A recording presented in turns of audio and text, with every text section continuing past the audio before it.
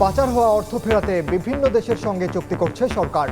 উদ্ধারের পর ব্যয় হবে জনকল্যাণে।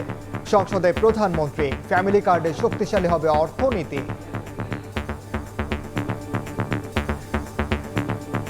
4 বছরের মধ্যে 4 কোটি পরিবারের কাছে পর্যায়ক্রমিকভাবে ফ্যামিলি কার্ড পৌঁছে দেবার পরিকল্পনা রয়েছে। যেহেতু টাকা ছাপিয়ে দিচ্ছে না, কাজে মূল্যস্ফীতি হবে না। প্রান্তিক পর্যায়ে নারীরা যারা পাচ্ছেন টাকা, নিশ্চয়ই তারা সিঙ্গাপুর বা বিভিন্ন দেশে টাকা পাচার করবেন না। সেই টাকা লোকাল অর্থনীতিতে তারা খরচ করবেন। পাচারকৃত এই অর্থ একাধিক দেশে স্থানান্তরিত হয়। জনগণের অর্থ ফিরিয়ে নিয়ে এসে জনগণের জন্য এবং দেশের জন্য সেটি ব্যয় করা এই সরকারের অন্যতম প্রধান দায়িত্ব।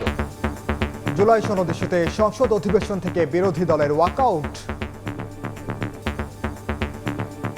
দেশবাসীর তাদের রায়ের প্রতিফলন হলো না, মূল্যায়ন হলো না। আমরা বিরোধী দলে বসে এই অবমূল্যায়ন আমরা মেনে নিতে পারি না। এই জন্য তার প্রতিবাদে আমরা ওয়াকআউট করছি। দেখছিলেন প্রধান শিরোনাম। সন্ধ্যার সময় সঙ্গে আছি আমি ওমর ইনাল। এবার অন্যান্য শীর্ষ সংবাদ। 64 জেলাতে ছড়িয়েছে হাম। রোববার থেকে বেশি সংক্রমিত এলাকায় শুরু হচ্ছে বিশেষ টিকাদান কর্মসূচি। পাবে 6 মাস থেকে 10 বছরের শিশু। সব স্বাস্থ্যকর্মীর ছুটি বাতিল।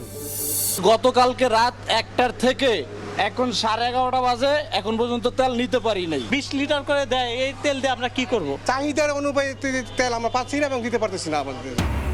পাম্পে পাম্পে গাড়ির সারি, দীর্ঘ অপেক্ষায় ভোগান্তি। 3 জেলায় অভিযানে প্রায় 14,000 লিটার ডিজেল জব্দ। আটকে থাকা 6 বাংলাদেশি জাহাজকে হরমুজ পার হওয়ার অনুমতি।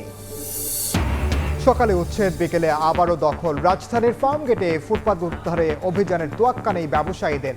সবাইকে সহযোগিতার আহ্বান ডিএমপির। আবাসিক ভবন ভাড়া নিয়ে নকল ওষুধ তৈরির রমরমা ব্যবসা। কেরানীগঞ্জে র্যাবের অভিযানে কারখানা সিলগালা। গ্রেফতার 5 ট্রাক সরঞ্জাম ও কেমিক্যাল জব্দ।